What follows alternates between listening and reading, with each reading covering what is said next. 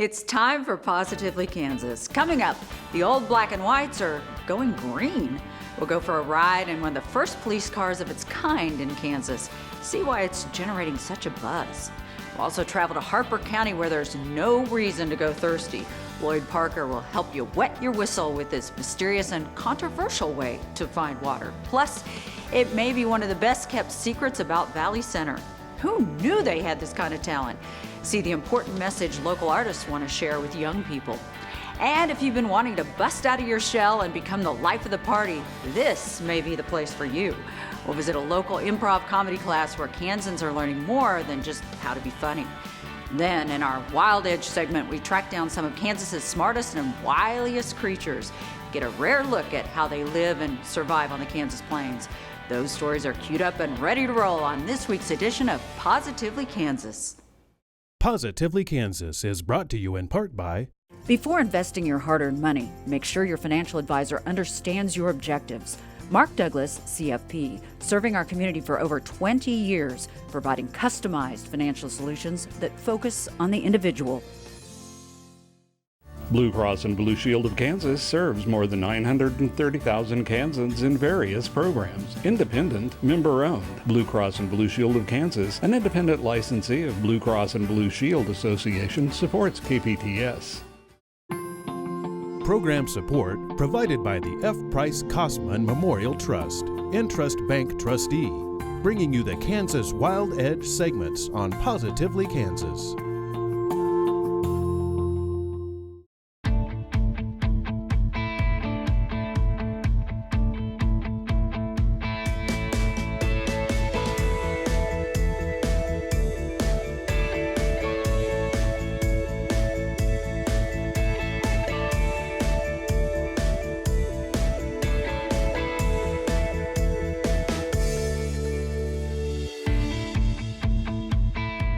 The city of North Newton is breaking new ground in the field of law enforcement. It's one of the first in the state to drive a police car that plugs in. Correspondent Chris Frank takes us for a ride and finds out why going green is all part of the mission to keep North Newton a safe and comfortable place. For us, it's perfect. Perfect isn't a word often used in policing, since officers so often are having to work with imperfect people, lawbreakers. But the police chief of this small Kansas community is discovering perfection in this vehicle recently added to the department's fleet. For what we use this vehicle for, it's ideal. This is a Honda Clarity, a plug-in hybrid. And by the markings and the emergency lights it has, there's no mistaking it for a police car. It's equipped with lights and sirens, so it can run. Can be considered an emergency vehicle. Police Chief Randy Jordan says he's highly impressed with the performance of the hybrid after only driving it a few months. Once you start putting the pencil to it and actually get out and drive it and see how it performs, it truly is a no-brainer from an expense standpoint. The city of North Newton in Harvey County, with a population of 1,800 residents, doesn't require a large police department. The department patrols with only 3 vehicles, including the hybrid. Jordan says the idea of getting a hybrid car began when an anonymous donor approached the city administrator expressing interest in donating money for an electric charging station. Based on our research, we're figuring it's costing about 30 cents a day to charge it. So I can go pretty much all day on battery around North Newton and going to meetings in Newton or in that. So, performance wise, we're going to save a considerable amount of money in gas, 30 cents to charge it with electricity versus paying $2.50 a gallon to fill it. I can't argue with the numbers. Hybrids, including plug-in hybrids as well as electric cars, are growing in popularity. Hybrids use batteries to power the vehicle, but also have an internal combustion engine to power the car when the battery runs out. But hybrids haven't caught on in law enforcement yet. Well, I don't know of any, in the state. We checked with the Kansas Sheriff's Association and the Kansas Peace Officers Association. The only other department we found using hybrids is Kansas State University's campus police. They've used two Ford Escape hybrids since 2011. Chief Ronnie Grice describes the hybrid Escapes as awesome. New York City's police department is test driving the first new hybrid models built specifically for police purposes. The NYPD plans on putting hybrids on the streets this fall and buying hundreds of them to save on fuel costs. This particular vehicle is not pursuit rated. Okay, I know what some of you pedal to the metal fast drivers are thinking. You don't see yourself being chased down by a Honda hybrid. And from that standpoint, Chief Jordan will agree with you. This hybrid Honda isn't meant to be a pursuit vehicle, but he sees the day when pursuit vehicles will indeed be plug-in hybrids. Manufacturers like Ford, they're already coming out with pursuit rated plug-in hybrids. And those are the vehicles we showed you that the New York PD is putting into service. Pursuit vehicles, Jordan says, have special suspensions for high speeds as well as better braking than what most other cars have. There's always going to be a need for pursuit-rated vehicles, always. Unfortunately, there are going to be those violent criminals that run in a vehicle that they're going to have to be chased. North Newton has the traditional police vehicles capable of pursuits. Jordan says the Honda is used for administrative purposes and for patrolling and assisting at accident scenes. He says this opportunity to get into a hybrid makes his department a pace setter. We're ahead of the curve now. We understand the hybrids. We did all the research on the charging units, requirements for those. So, you know, I think we're just ahead in the game. And the more he drives this, the more Jordan is convinced there's a future for plug-in hybrids in police departments. And I wouldn't be shocked that, you know, in 10 years we won't have all electric pursuit-rated vehicles. He thinks the hybrids could help pay for themselves in fuel cost savings. To me, it's a no-brainer simply based off of the cost of cost savings for gas. And that could convince other Kansas communities to add green, environmentally friendly cars to their traditional fleets of black and white police cars. From North Newton, Chris Frank for Positively Kansas. Chief Jordan says hybrids, which aren't rated for police pursuits, are still good vehicles for detectives and other cops who don't patrol on a regular basis. It's a common saying, man cannot live by bread alone. Well, among the other necessities is water. So you might consider the Kansan in this next story to be a real lifesaver.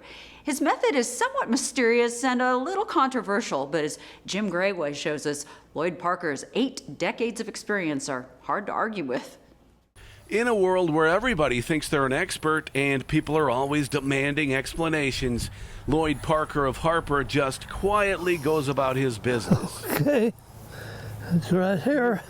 And he delivers results. At age 99, Lloyd says his track record speaks for itself. Are you always right? Yeah, You're always right. yeah. If that stick says there's water there, there's water there. If you're not familiar with it, the common term for this is water witching. I don't like that.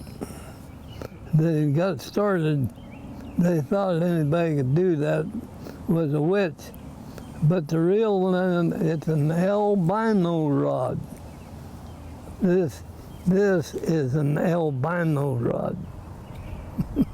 So back in the day, people thought it was witchcraft. Yeah, that's what they thought.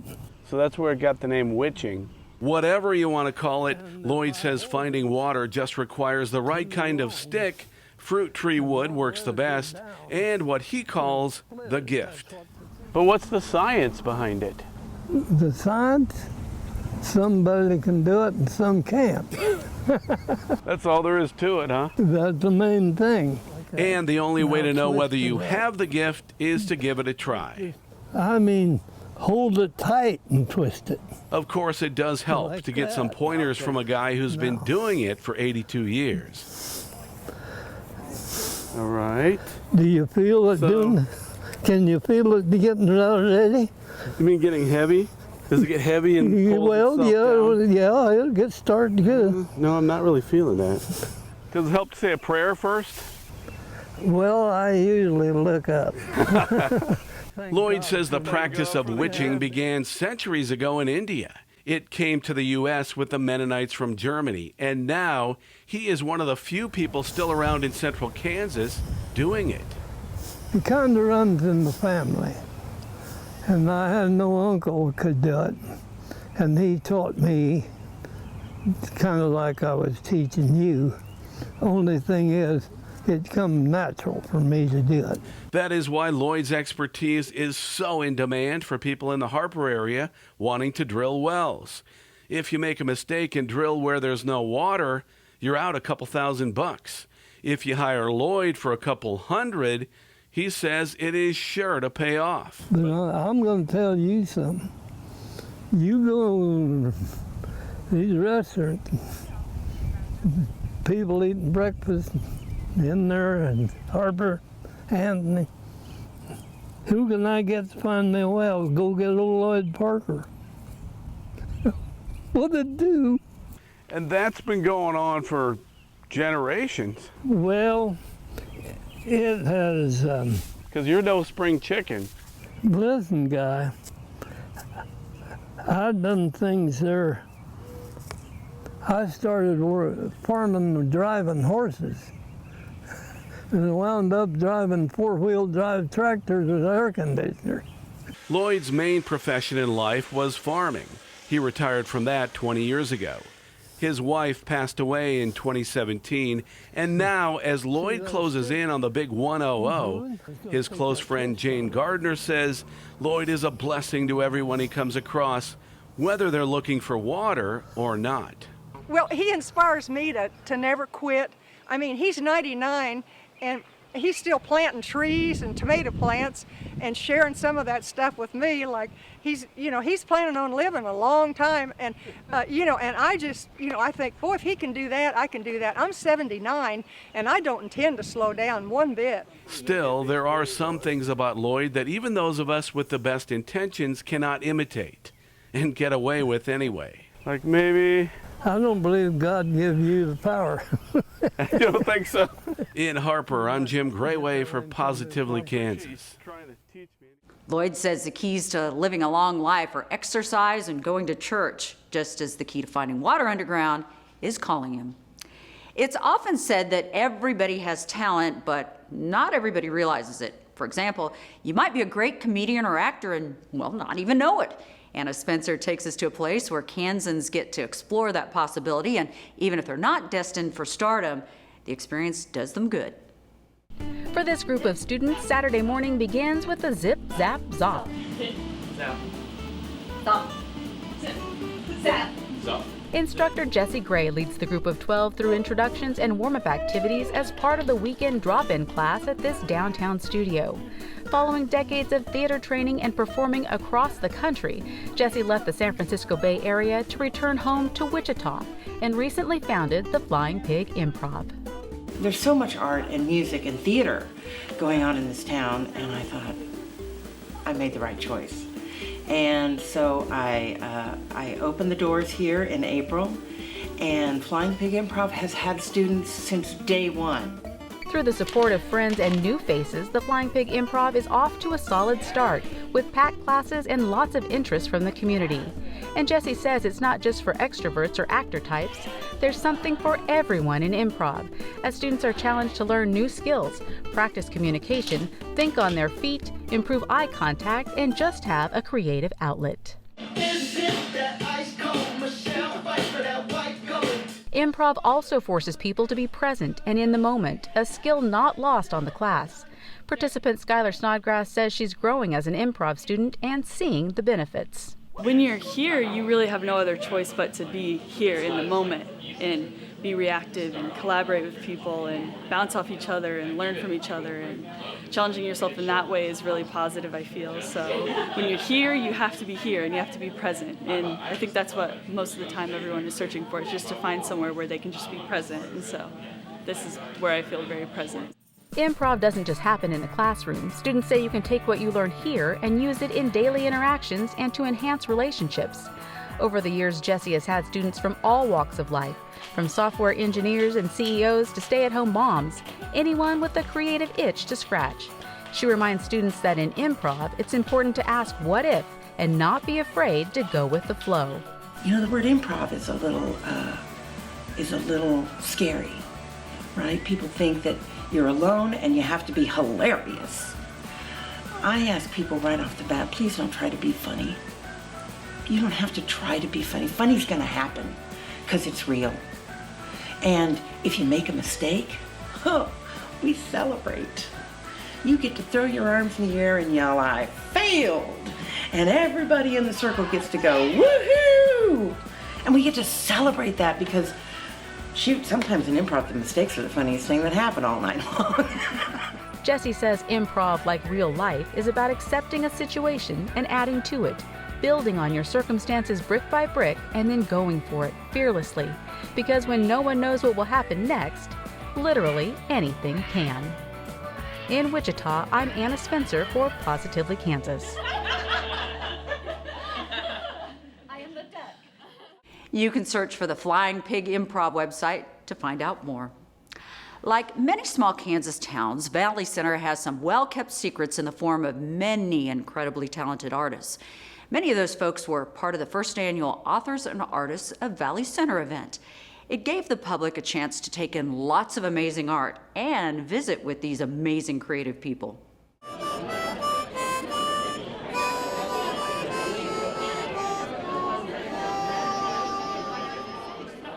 Musicians, photographers, painters, authors, and other artists, all coming together for the first annual Artists and Authors of Valley Center event. A wide range of folks, from 87-year-old harmonica player Raleigh Lackey to young artists like glass creator Gavin McDonald and photographer Sidney Dio. All with one thing in common, a tie to Valley Center. Some are current residents, others have family here, and some grew up in the small town. And all have a love and devotion for Valley Center. Nobody more so than organizer Jim Gregory, a resident for several decades. Now, Gregory knew that well-known landscape artist Todd Matson was from Valley Center, but he never realized how many other talented folks lived in or were raised here. Until he started talking to an artist friend of his. Gregory wanted others to discover this well-known secret too. It took him nearly a year to put the event together, and he received so much community support, it barely cost anything. There are kids out here, and adults, but who are not sports oriented. They have interest in other directions. They like writing, they like doing, taking pictures and that type of thing. And this is a good venue for them to be able to demonstrate their capabilities. I've been a storyteller all my life. This is the first book I've put together. Author Lauren Harder telling us he worked on his book called I Rode for the Wiglin' W for many years. It's about a baby boomer like him who goes to work for a worm ranch. Nearing retirement, Harder hopes to write full-time in the near future. Writing was the late Les Anderson's job for decades. He and his wife Nancy ran Valley Center's Ark Valley News. Les was also a well-known WSU faculty member. He wrote a book based on his newspaper columns, Never Take a Snake for a Ride, based on a true story in which he lost track of a snake in Nancy's car. She passed out copies of Les's book at the event. From that story, he had so many people that talked about their snakes that they had. He just thought it was really probably the biggest pet story. While grateful for all of the artists who displayed their work, organizer Jim Gregory says the event was in large part geared towards young people. Demonstrate to the youth in the community that they don't have to leave here if they want to do something and accomplish something. If they want to make music and record, that's possible here. If they want to write books, that's possible here. Like many small towns, Valley Center often sees its younger residents flee to bigger cities. But at the event, there were several examples of young people who have made VC home, like glass artist Gavin McDonald, who works with his dad in the family business, Meridian Street Art Glass in Valley Center. It's quiet, quaint. The people are fantastic. They're the nicest can be, you know. There's no reason to go anywhere else, honestly. Photographer Sydney Dio captures animals and landscapes. She has lots of family in Valley Center and visits often. It's amazing being able to show off my work and see everybody else's and get ideas and tips from older artists. Folks attending the event applauding the message of trying to get young artists to stay in Valley Center. I think it's really cool because I know I have graduated with many talented artists, and I know they're going to go really big, and so I think that's really cool, the message he's sending out and just giving hope for Valley Center High School students that they know, oh, there's people that are making it big with this, and so maybe I can too. Valley needs a lot of young people coming up and staying here and making things better. Organizer Jim Gregory isn't quite ready to commit to this being an annual event. After all, he says, it was a lot of work to put together. But based on the incredible enthusiasm that was generated here, it's going to be hard not to say yes to other similar events in the future. In Valley Center, I'm Anthony Powell for Positively Kansas. Now comes word that Main Street Valley Center, an organization comprised of professional and business people, has agreed to organize the event next year and beyond. Founder Jim Gregory has agreed to stay on as a consultant. Now for a walk on the wild side. In this week's Kansas Wild Edge Report, Mike Blair gives us a rare glimpse into the lives of Kansas coyotes. They're usually hard to study and photograph, but Mike hit pay dirt on this one.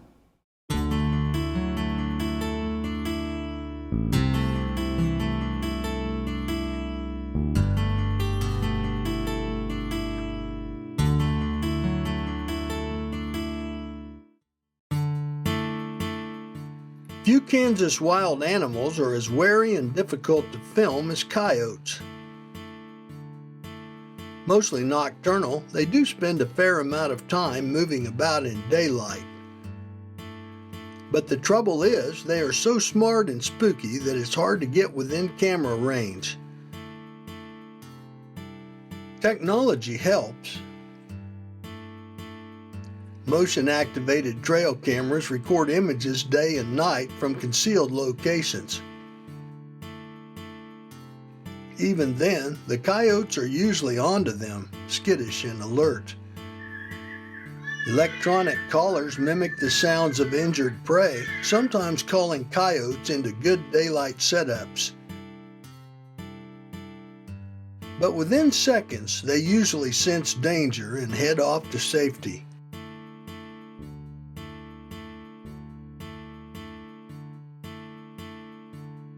Only in rare situations do great coyote filming opportunities come along.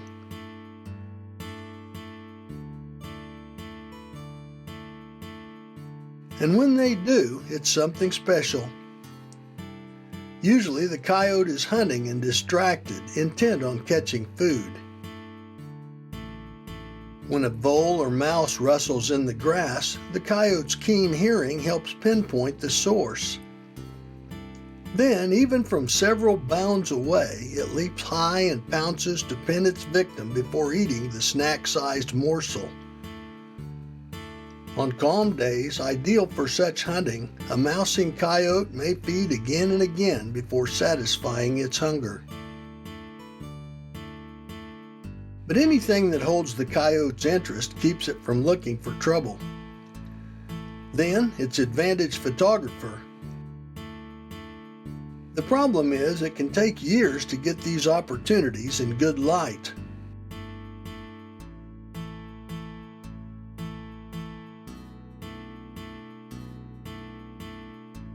The beauty of a relaxed wild coyote is one of nature's best viewings.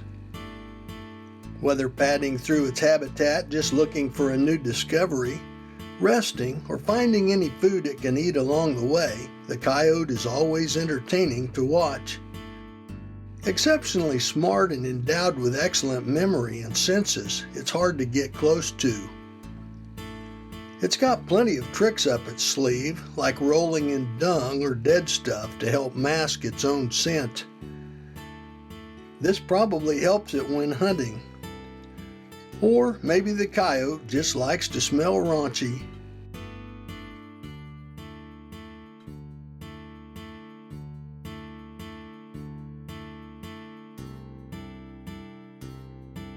A big Kansas coyote weighs about 30 pounds, though many are smaller.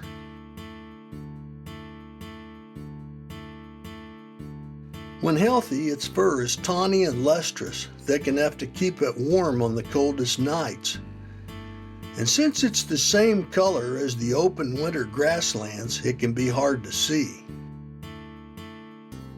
It's the top predator in Kansas, hunting animals from grasshoppers to deer.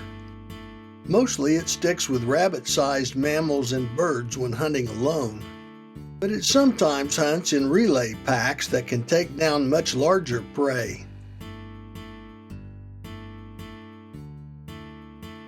It also readily scavenges dead animals.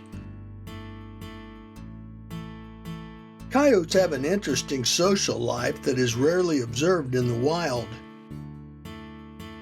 An alpha male controls an area, pairing and raising a predominant litter. Other coyotes are respectful of this hierarchy. When meeting, the animals often go through ritualistic aggression-submission routines to maintain order.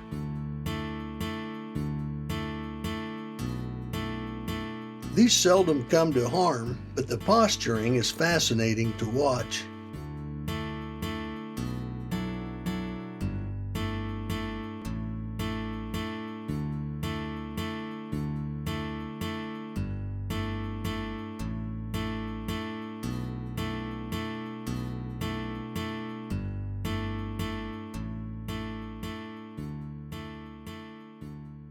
Coyotes never take food for granted, even when they chuck up a meal that makes them sick.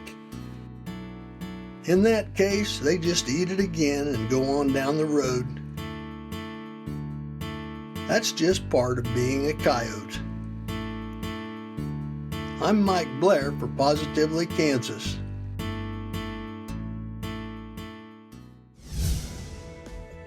Well, that's a wrap for this week. Email us at positivelykansas@kpts.org if you have a story idea. We always need them. I'm Sierra Scott. Thanks for watching, and we'll see you next time.